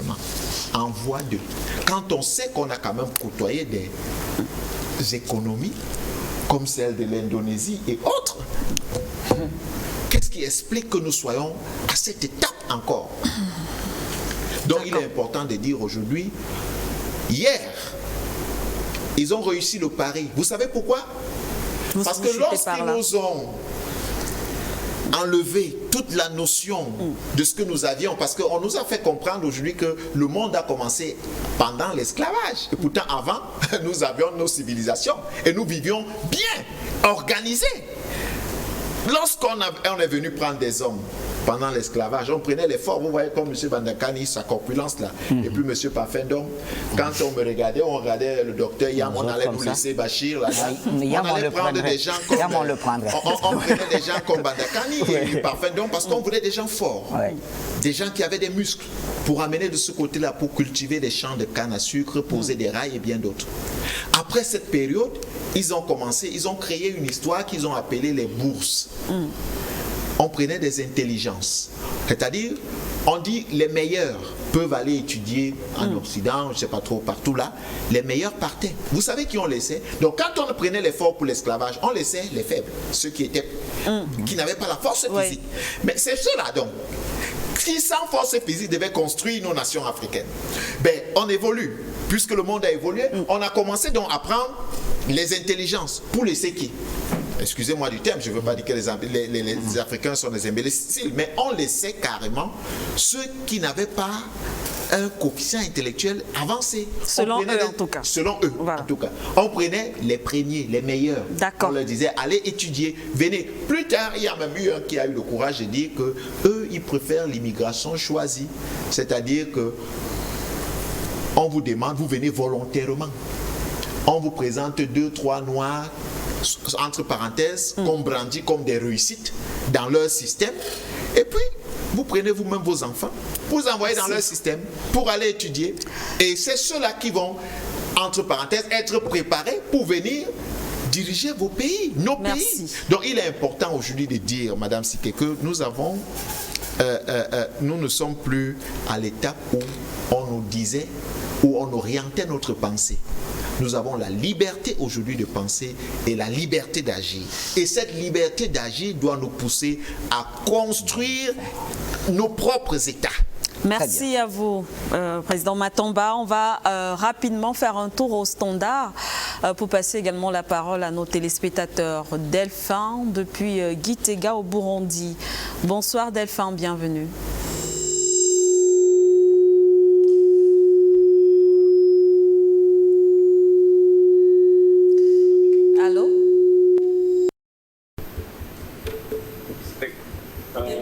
Parce que je ne vais pas citer leur nom, ils me connaissent, on se connaît déjà. Donc je vais aller directement dans mon propos. Quant à la question de savoir de quels alliés nécessite le Centrafrique, eh bien je dirais que les alliés dont nécessite le Centrafrique sont déjà sur place. De mon point de vue, il suffit simplement de renforcer la coopération qui a déjà commencé. Je m'explique. D'abord la coopération avec la Russie. Il faut que la Russie, comme elle est en train de le faire au Mali, participe. D'ailleurs, ça a déjà été annoncé par le ministre Lavrov. Ça a déjà été annoncé qu'il faut densifier, dans certains cas encore plus dramatiques, c'est notamment le cas de la Côte d'Ivoire, il s'agira de densifier ou carrément rebâtir les armées des États concernés. Ce chantier a déjà été éminemment commencé du côté de Bangui. Et cela n'empêche absolument pas que des États dignes de confiance, donc j'entends par là des États voisins comme le Cameroun, le Burundi, et pourquoi pas, dans quelques années, quand les armées seront suffisamment fortes, je pense au Mali, à l'Algérie, c'est ainsi que naîtra le noyau des armées africaines si chères à Papa Ndom dans le cadre de l'Union africaine. Le second pays, c'est la Chine. Pourquoi? La Chine est l'un de ces quelques États au monde réaliste. Or, avec le Sango, le Centrafrique a moins d'alliés donc financiers autres que ces assassins en col blanc du Fonds monétaire international. Et enfin, pour sortir, bon gré mal gré, le Centrafrique apparaît comme un second laboratoire, et puis aussi pour l'Afrique en général, en ce sens où, comme je l'ai dit il y a quelques jours lors de mes interventions, le Mali est devenu un laboratoire dans le domaine militaire. Le Centrafrique, quant à lui, est un laboratoire dans le domaine monétaire. Donc, à mon avis, Tous ces chantiers sont déjà d'ailleurs les invités ont eu à l'expliquer, j'en suis sûr, avant moi. Il faut simplement renforcer la coopération qui a déjà été initiée parce que on est loin de l'affaire. On a déjà, oui, c'est vrai, cassé le nain qu'est l'Élysée, mais il nous reste, comme l'appellent les Iraniens, son patron qui est le grand Satan, à savoir les États-Unis. M. Bandakani a raison de rappeler qu'une loi a été votée au niveau du Sénat états-unien et cette loi n'annonce ni plus ni moins qu'ils vont nous combattre. Donc nous devons nous préparer en conséquence parce que même si l'euro chute face au dollar, on comprenait très bien que le dollar est loin d'avoir chuté. Donc nous devons sécuriser militairement nos territoires afin que dans un avenir proche, nous puissions baser nos futures monnaies sur la richesse de nos sous-sols, aussi bien centrafricains, camerounais, burundais, congolais et j'en passe. Donc, je m'arrête ici pour laisser la parole à d'autres. Pour le média, une fois de plus, allons de l'avant.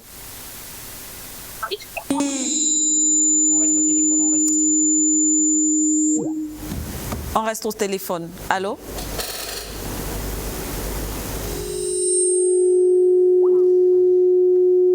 Allô, bonsoir.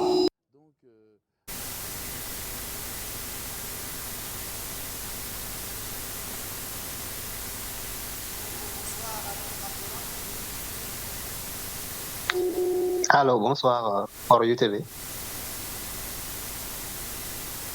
Je peux parler?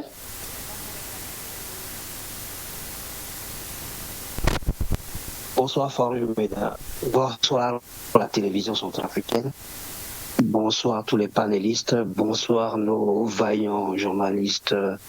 Je parle de Bachir, je parle de Manuela Siké, je parle aussi des journalistes de la télévision centrafricaine. Et je commencerai par dire merci à tous ceux qui ont permis à ce que cette émission, cette semaine spéciale ait lieu, à savoir combiner, faire collaborer des médias africains pour pouvoir venir au secours ou alors défendre les valeurs, défendre l'Afrique, éveiller les Africains. Ça, c'est une première. Et nous souhaitons que cette coopération puisse vraiment continuer. Nous voulons remercier, je veux remercier principalement ceux qui ont permis. Commençons par le peuple centrafricain qui a élu de pouvoir aussi, s'il n'avait pas voulu, ce média panafricain ne serait pas là-bas. Donc, en parallèle, en même temps, je remercie aussi le président Paul Biya, grâce à lui que nous avons aussi ce média au Cameroun, parce que s'il n'avait pas accepté aussi, comme on le voit dans d'autres pays, on n'aurait pas eu des médias panafricains aussi au Cameroun. Donc, merci à ces deux chefs d'État-là, et merci à ces deux populations, ce même peuple-là, qu'on a divisé en mettant des partis, en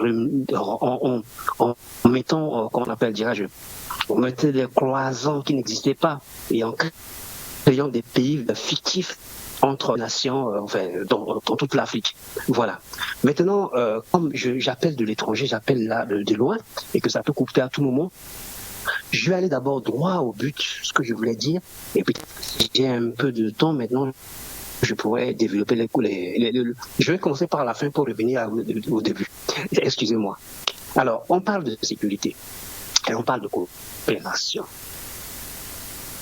Vous savez, il faut toujours consulter l'histoire. L'histoire a montré quoi? L'histoire a montré qu'aux États-Unis, c'est barbare, parce que c'est le terme qu'il faut utiliser. Nous, en plus, le plus souvent, quand on parle des esclaves. Mais jamais, quand on peut parler des Occidentaux, on dit que être ou alors les Occidentaux. Non, ce sont des barbares. Ces barbares avaient pris nos ancêtres, hein. Ils dominaient nos ancêtres, ils ont pris nos ancêtres des humains, ils les ont rendus, ils ont pris, ils ont pris frères, ceux qui se sont libérés aux États-Unis, hein, et ils ont créé une ville, je ne connais pas le nom de cette ville-là, ils ont développé cette ville a été devenue une des villes florissantes,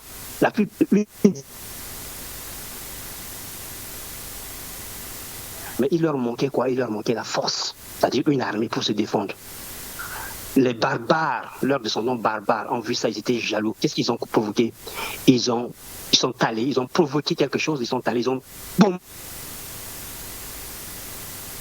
de cette ville. Cela veut dire quoi? Ce que je veux dire, c'est quoi? C'est que tout ce que nous faisons, l'économie, si nous n'avons pas une armée forte, elle peut construire tout ce qu'elle veut, mais si elle n'a pas une armée forte, question d'armes de destruction massive, c'est de ça qu'il s'agit. Nous devons être capables de pouvoir dire les choses comme il faut pour pouvoir impulser, donner les idées à ceux qui dirigent pour pouvoir faire les choses. Il faut en RCA, ce qu'il faut sur le plan militaire, c'est quoi? C'est de pouvoir demander une coopération à la Russie, de venir installer des usines de fabrication d'armes.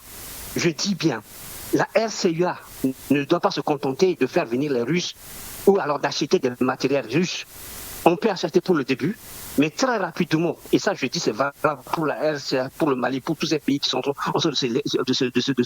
d'arracher leur indépendance, ils doivent demander à la Russie. Nous avons tous les matériels, les matières premières stratégiques pour la fabrication des armes de destruction massive. Nous devons demander à la Russie. Notre coopération doit aller au plus loin possible. Nous voulons aussi le transfert de compétences sur le plan technologique de fabrication des armes de destruction massive. Il faut le dire. Ils doivent venir avec des usines et un trafic là. Et nous avons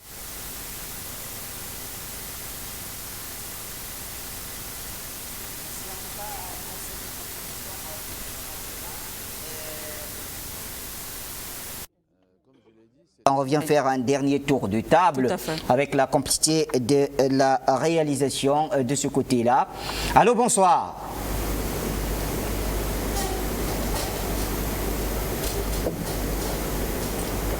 Alors, je vois Marie Poto qui essaye de nous joindre depuis la France. Marie Poto, bien le bonsoir à vous. Je ne sais pas si elle a trouvé finalement la ligne. Allô, bonsoir.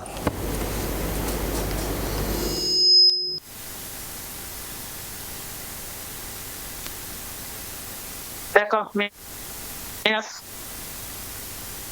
Tout le monde, j'espère que vous m'entendez. Le son est bon?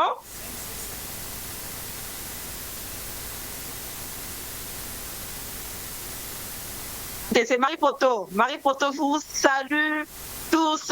Je vous respecte, je vous aime. Franchement, je vous dis merci beaucoup. Singila, pour ce que vous êtes en train de faire à Bangui-La. C'est une première. Et ce que vous faites là-bas n'a pas de prix. Donc pour moi, vous êtes vraiment des centres.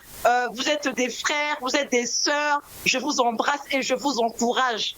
Peu importe le prix qui a été mis, c'est-à-dire que le prix ne coûtera jamais assez par rapport à votre temps. Parce que je sais que chaque panéliste, je ne sais pas combien on peut vous payer pour être là-bas, ce n'est que par amour de la RCA. Donc moi, Marie Poto, je vous embrasse et je vous dis merci infiniment. Que Dieu vous bénisse encore et qu'il ait une meilleure connexion la prochaine fois par rapport à cela. Donc que Dieu vous permette de revenir dans les semaines ou dans les mois à venir. Mais ne repartez pas sans moi, s'il vous plaît. Donc merci beaucoup. Je vous kiffe, je vous love et bonne soirée. Merci.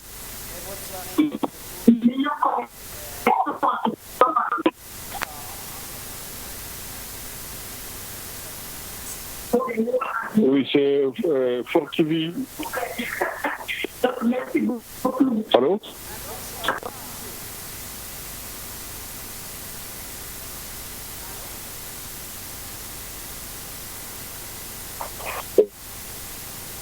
Oui, je...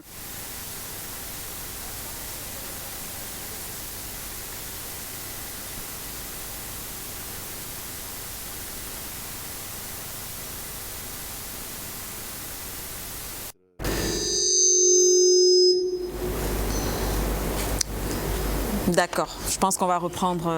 on reprend l'antenne et on fait le dernier tour de table. Vous le savez, à 20h heure locale, le grand journal de la télévision nationale va prendre corps. Eh bien, nous avons, messieurs, 18 minutes pour faire un tour de table. 18 minutes, je vois le président Bandakani. C'est pas évident avec un tel sujet, on le sait. Alors, on reprend comme on a commencé, avec Patient Parfait d'homme. Patient Parfait d'homme.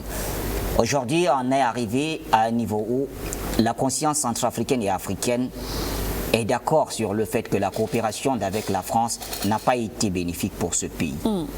d'où la main tendue vers la Russie, le Rwanda, les autres pays de la sous-région. Chacun a apporté de sa contribution pour qu'on retrouve aujourd'hui ce résultat. Et le président Matomba a rappelé que la seule présence russe a permis en 22 jours de reconquérir plus de 90% du territoire.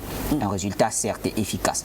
Mais est-ce que cela n'expose pas la Centrafrique à un jeu ou une guerre d'influence entre les grandes puissances? Non, mais écoutez, comme disait Manuel Bango de regretter, mais moi dans l'une de ses chansons, l'ennemi ne dort jamais. Ouais.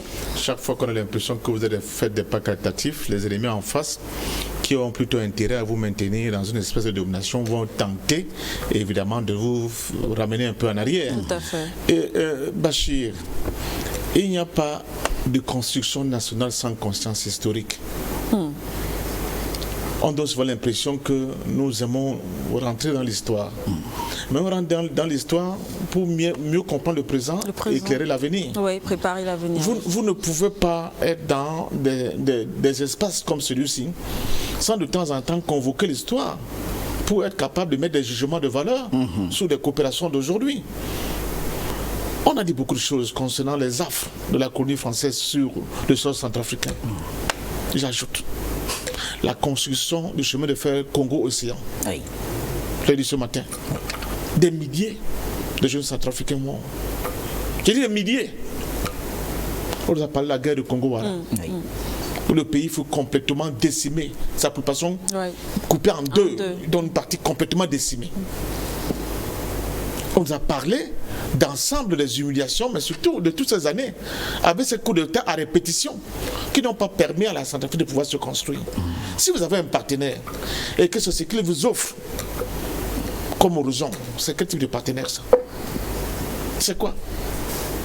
Et les gens nous ramènent l'histoire de la Russie. Je vous rappelle tout simplement que lors de la dernière réunion du G7, ce club de ces brigands-là internationaux qui s'est tenu, je crois, en Espagne, ils ont voté un budget de 600 milliards de dollars avec pour ambition de venir sur le sol africain pour contrer ce qu'ils appellent l'influence russe et chinoise.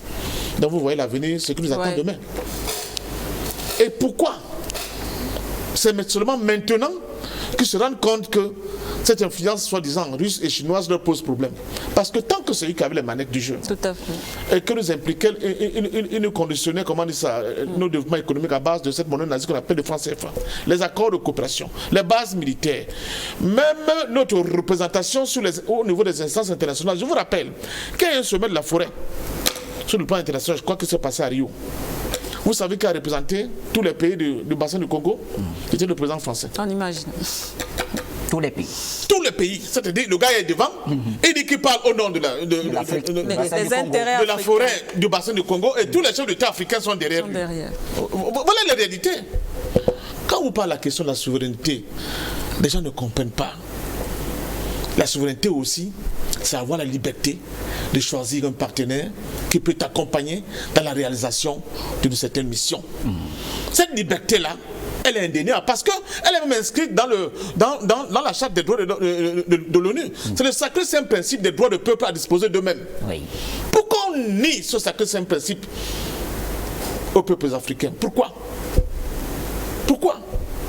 Alors, on fait des procès, on raconte des histoires aux jeunes africains, on organise des sommets de Montpellier, on convoque soi-disant les influenceurs, on fait venir des prétendus intellectuels pour accompagner Macron dans sa tournée, n'est-ce pas, sur le continent africain depuis, je crois qu'il s'est fait taper un peu sur les doigts en lui disant mais comment tu peux nous faire perdre le joyau de la civilisation impérialiste qu'est l'Afrique, parce que c'est là où on puise l'ensemble de nos richesses. J'ai dit ce matin, l'organisation de l'impérialisme du monde, c'est-à-dire qu'il y a un centre, c'est le centre, et il y a la périphérie. Nous ne pouvons avoir que des économies extraverties qui ont pour seule fonction d'être le lieu par excellence où on vient puiser, n'est-ce pas, impunément, des ressources pour développer le centre et en nous mettant une once de prétendue possibilité de développement pour nos propres peuples, dont l'avenir ne peut être que fait de guerre, de misère, n'est-ce pas, et de crimes. Donc, la Russie n'a colonisé aucun État africain. Je dis bien aucun. Au contraire, et s'est saigné pour être aux côtés des peuples africains dans leur quête de leur reconquête de la souveraineté. Pour le cas de la Centrafrique, on a des leaders, on a cité beaucoup de leaders, mais on a oublié notre grand leader, Abel Mumba. Oui. C'est vrai qu'on a très peu parlé de lui, on a cité à peine parce deux, trois fois. que le combat d'Abel Mumba, qui était d'ailleurs le camarade de promotion d'un certain Félix Roland Moumier, le camarade président de l'UPC, lorsqu'ils sont rencontrés à Dakar, à l'Institut William Ponty, il ne faut pas l'oublier. Abel Mumba a été ici pour beaucoup dans la prise de conscience de cette jeunesse centrafricaine montante. Mais qu'est-ce qui lui est arrivé? C'est le bannissement. Parce que souvent on parle de ceux qui sont arrivés au pouvoir. On oublie ceux qui sont sacrifiés sans arriver au pouvoir parce que justement, pour la France, il ne fallait surtout pas que ces gens-là arrivent au pouvoir sous la menace, parce qu'ils avaient leur volonté politique de transformer les espaces, créer justement ce que nous voyons là aujourd'hui. Donc cet héritage-là, on ne peut pas le renier. C'est notre héritage. Et je dis aux opposants, par là nous sortons. Oui, aux opposants de tous bords, pas seulement en Centrafrique. Comme on dit au quartier, quand c'est bon, il faut reconnaître que c'est bon. Il faut arrêter, n'est-ce pas, sur le plan de la conscience, ce juridisme que j'ai entendu les arguties tout le long de notre séjour aussi. Il faut arrêter de ne pas pouvoir prévoir l'avenir, prédire l'avenir. Ruben Mouniobe disait que nul n'est prophète en politique. Mais les hommes de cœur peuvent prévoir des situations difficiles et suggérer des solutions, n'est-ce pas, pour éviter le pire. Le pire pour le peuple centrafricain comme pour le peuple africain aujourd'hui, c'est de refuser de voir ce leadership éclairé qui se met en mouvement pour sortir justement la Centrafrique de cette nuit noire. Merci à vous, patient parfait, docteur Yambi Timba. On parle de plus de 97% du territoire récupéré par l'État centrafricain depuis justement avec la collaboration russe. Tout à l'heure, le président Matomba disait il ne dira pas avec qui qui choisit, mais avec qui il ne faudrait pas coopérer. Alors avec ces chiffres, est-ce qu'il faut coopérer avec la Russie, continuer, approfondir la collaboration avec la Russie et rompre définitivement avec les autres? Écoutez, je vais rappeler, puisque nous sommes en conclusion, tout à fait. Je vais rappeler un certain nombre de chiffres. Peut-être que ça va nous aider davantage. Bien sûr. Aujourd'hui, nous sommes le 10 septembre. Oui. Alors, le 9. Le 9 septembre. Oui. Le 9 septembre 2022.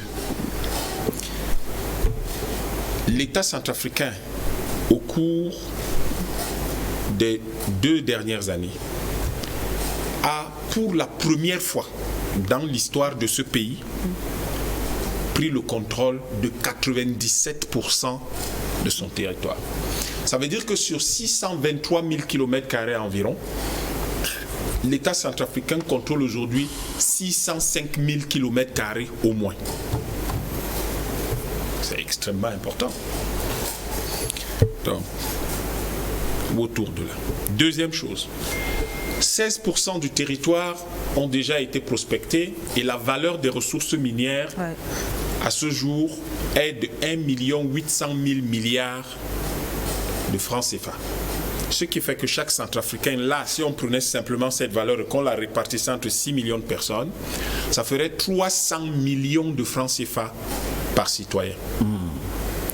Ce qui veut dire que si nous lançons le processus d'industrialisation tel que le président l'a présenté dans son programme de 42 000 milliards d'investissements, et que le Sango Coin prend le relais pour que désormais il n'y ait plus les revenus d'exportation qui vont directement au compte des opérations et nourrissent les Français par des allocations chômage. C'est-à-dire des gens se réveillent, allument la télé, ils ne travaillent pas et à la fin du mois ils ont de l'argent. Et ces mêmes gens insultent les Centrafricains en disant que c'est des fainéants, que tous les Noirs sont des fainéants.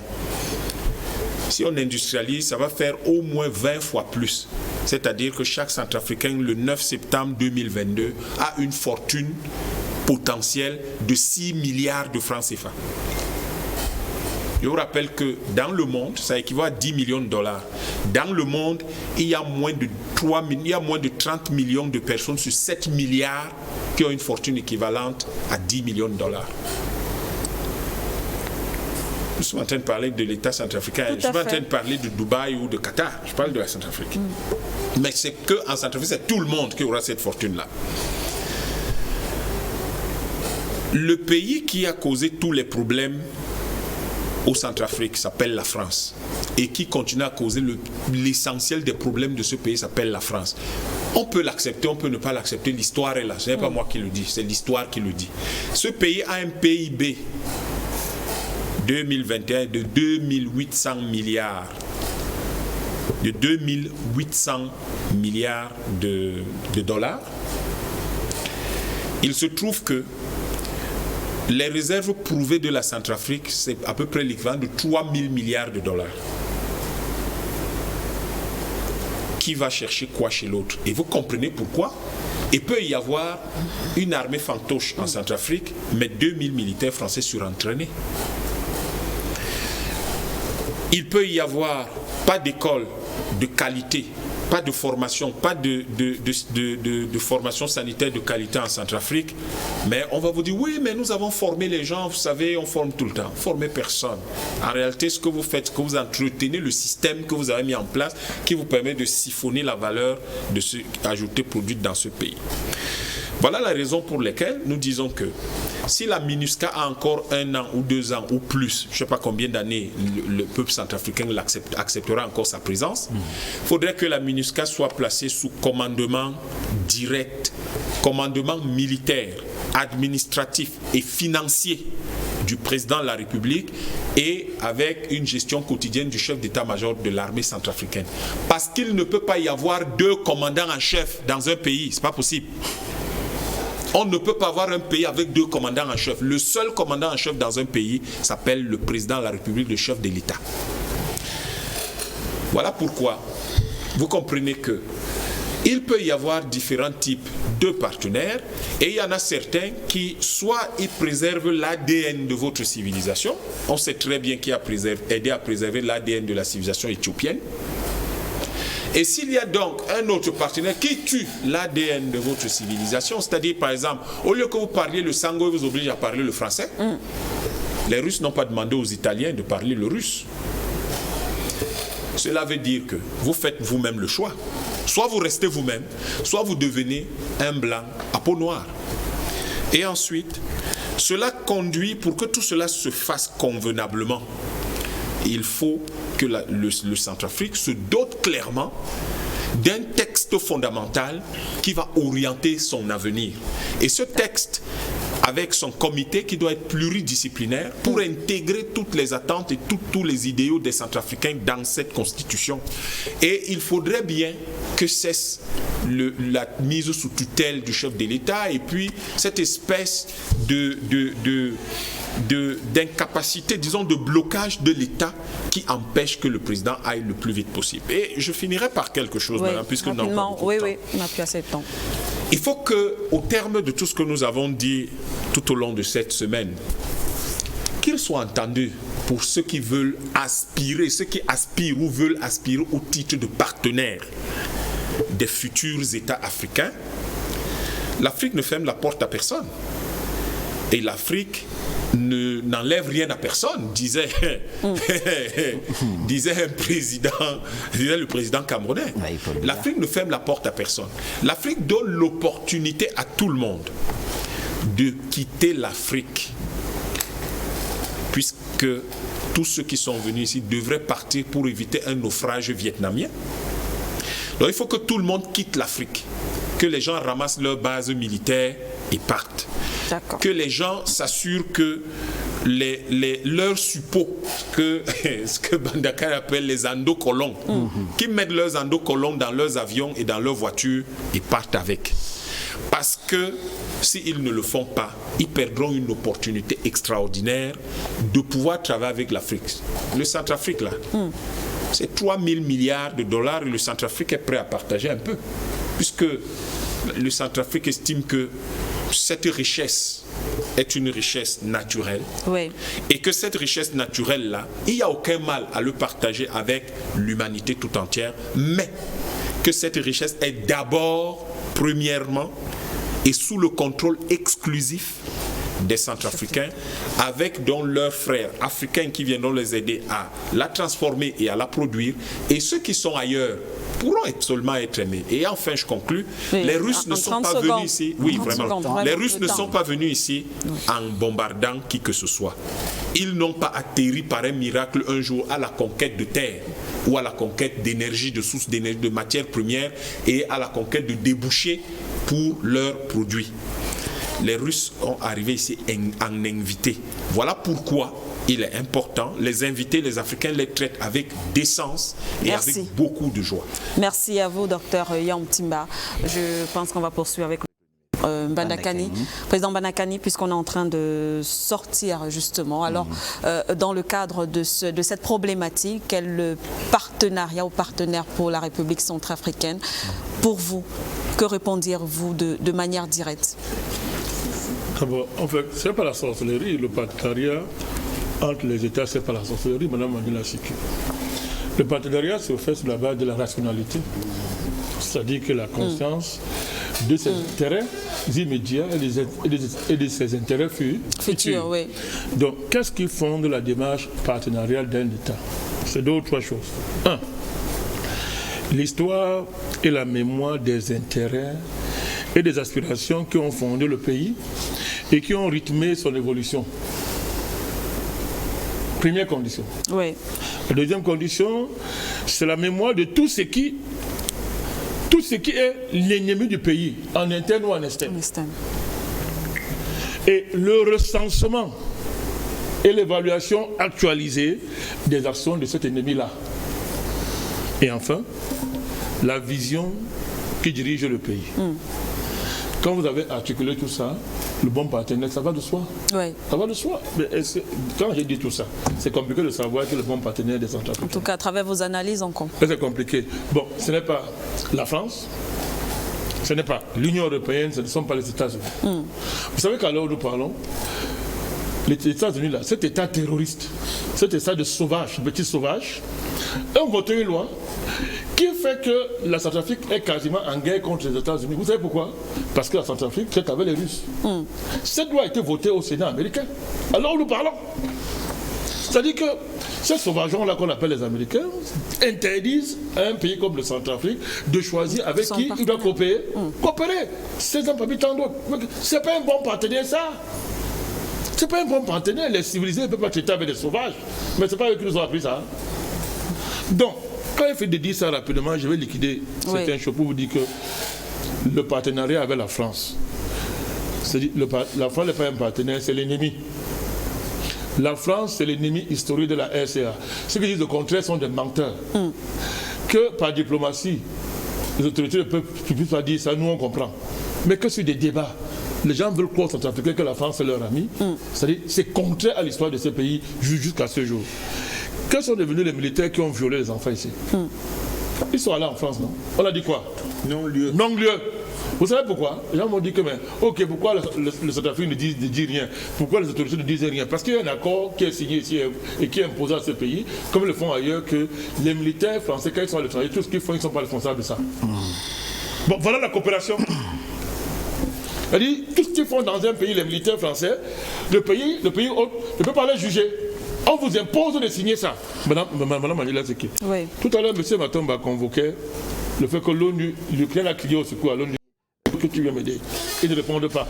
Pendant que l'Ukraine était en train de crier au secours, l'ONU refusait de voler au secours de l'Ukraine. Vous savez que l'ONU pas son secrétaire général, ils sont allés au Niger et dit qu'il faut que la communauté internationale vienne armer le Niger. Dans un monde sérieux, si on veut suivre la Charte des Nations Unies, M.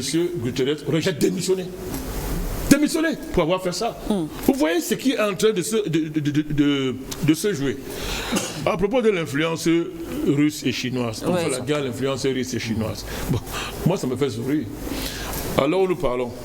Est-ce que les États-Unis, est-ce que la France, est-ce que l'Union européenne traite avec la Chine? Je vais vous dire, la Chine est à l'heure actuelle, les gens ne le savent pas, le premier partenaire de l'Union européenne. Je dis, allez voir en termes commerciaux. Le premier partenaire de l'Union européenne à l'heure actuelle, c'est la Chine. Madame Mandela Siki, à l'heure actuelle, vous savez que jusqu'au déclenchement de la guerre en Ukraine, la Russie était l'un des premiers partenaires français. Est-ce que vous le savez? Les emplois créés en France par le partenariat avec la Russie s'élevaient à peu de 17 000 emplois. 17 000 emplois. Est-ce que vous vous rendez compte? Bon, dites-moi pourquoi. Des gens peuvent avoir pour partenaires la Russie et la Chine, et ils viennent nous dire de ne pas traiter avec eux. Dites-moi cette affaire. Ça veut dire quoi? Lorsque les Russes et les Chinois passaient directement par la France pour traiter avec nous, et que la France ramassait les royautés, ce sont de bons partenaires. Mais dès qu'ils commencent à traiter avec nous directement, sans passer par la France, n'est-ce pas, ils deviennent des mauvais partenaires. Non, ce débat-là n'a pas de sens. Je vais chuter en disant ceci. On ne peut pas avoir pour partenaire un État qui fait de l'assassinat des chefs d'État africains en général et du chef de l'État actuel de la Centrafrique, un État qui fait de l'installation de groupes rebelles terroristes une politique d'État. Oui. Celui-là ne peut pas être un partenaire. Merci à vous, Président Bandakani. Oui. Peut-être en 30 secondes. En 30 secondes, Président Matomba, malheureusement, c'est vous le sacrifiez. D'accord, oui. Je pense que tout a été dit. Tout a été dit, oui. Sauf que il faudrait que je vous fasse remarquer que le Quai d'Orsay a reçu ce jour même certains Centrafricains et a mis des moyens, n'est-ce pas, à la disposition de ces derniers pour que ces derniers montent au créneau contre leur propre pays. Vous voyez cette sorte de manipulation constante où on utilise nos propres frères contre nos pays. Nos frères, à un moment donné, doivent dire non à cela. Vous allez voir dans les prochains jours, la Centrafrique, on parlera encore beaucoup de la Centrafrique, mais cette fois pas en bien, mais en mal, mais ce ne sera pas fait par d'autres personnes, parce qu'on paye des gens pour parler de la Constitution qui ne serait pas un bon projet, la réécriture, le Sangocoin qui ne serait pas un bon projet, et vous avez vu que durant notre séjour ici, on a invité des hommes politiques de l'opposition qui ont refusé de venir. Pour certains, selon les informations, ils ont, n'est-ce pas, reçu des récompenses. Est-ce que ce n'est pas en réponse à ce qui a été organisé ici? Ils ont reçu des récompenses, n'est-ce pas, de ce pays-là qu'est la France. Mais il faut dire que peut-être c'est une réponse à ce qui est en train d'être fait, mais nous n'allons pas nous arrêter là. Nous devons continuer notre travail. Et puis je vais terminer par là en disant, le développement est stratégique, il est pensé. Et vous savez, pour détruire un pays, il ne faut pas forcément utiliser des armes. Vous détruisez son système éducatif, vous avez détruit le pays sur 100 ans. Et aujourd'hui, l'arme n'a que été utilisée en Centrafrique pour empêcher les Centrafricains de s'éduquer. Parce qu'en réalité, dans les 50 prochaines années, on ne voudrait pas avoir un peuple ayant la capacité de réfléchir par lui-même et de faire des choses de lui-même. Donc il est urgent aujourd'hui au peuple et aux dirigeants centrafricains de reconstruire tout un système éducatif approprié, n'est-ce pas, qui va permettre à la Centrafrique et aux Centrafricains de se repositionner comme un véritable État et se projeter dans les 100 prochaines années. Et la réécriture de la Constitution est une des meilleures options. L'adoption du Sangocoin est une des meilleures actions que le peuple centrafricain doit accompagner. Merci Président Matomba, un grand merci à Dr Eyambe Timba, merci également Président Bandakani, patient parfait d'homme, très cher panafricaniste, merci à vous. On va remercier particulièrement et vraiment très sincèrement la direction générale de la télévision nationale centrafricaine, avec à ses côtés la radio nationale également. Un remerciement à la direction des programmes qui a dû bousculer vraiment tout son programme pour que nous ayons ces éditions spéciales, mais aussi la direction technique qui a mis à notre disposition des techniciens des pointes qui ont travaillé aux côtés de Yannick Guidjol et Marius Ntokam pour que vous retrouvez chez vous, dans vos petits écrans, ce que nos panélistes avaient prévu pour vous comme matière grise. Espérons que tout cela va servir la Centrafrique, le Centrafrique et les Africains en général. Je voudrais, messieurs, si vous le voulez bien, citer le président Touadéra. Il a dit lors de son discours à la nation, c'était le 12 août dernier, en prélude à la célébration du 62e anniversaire de l'indépendance, et je le cite: « Nous ne devons pas ignorer, mes chers compatriotes, que tant d'hommes et de femmes se sont sacrifiés pour que nous vivons aujourd'hui dans la liberté. C'est pourquoi, en tant que nation, nous devons rendre hommage à tous ceux qui ont consacré leur vie au service de notre pays et tous les soldats tombés au champ d'honneur. » Messieurs, madame, j'espère que nous faisons partie de ceux-là qui sacrifient, qui consacrent leur vie au service non seulement de la Centrafrique, mais aussi de l'Afrique tout entière. Sike Doumbé. Voilà, donc c'est sur ces propos qu'on va mettre un terme à cette autre édition, du moins cette série d'éditions spéciales Bangui. On remercie également les téléspectateurs qui nous ont soutenus et qui ont participé massivement justement à ce programme. Mesdames et messieurs, c'est donc la fin. Singila pour tous. Très bonne soirée à vous.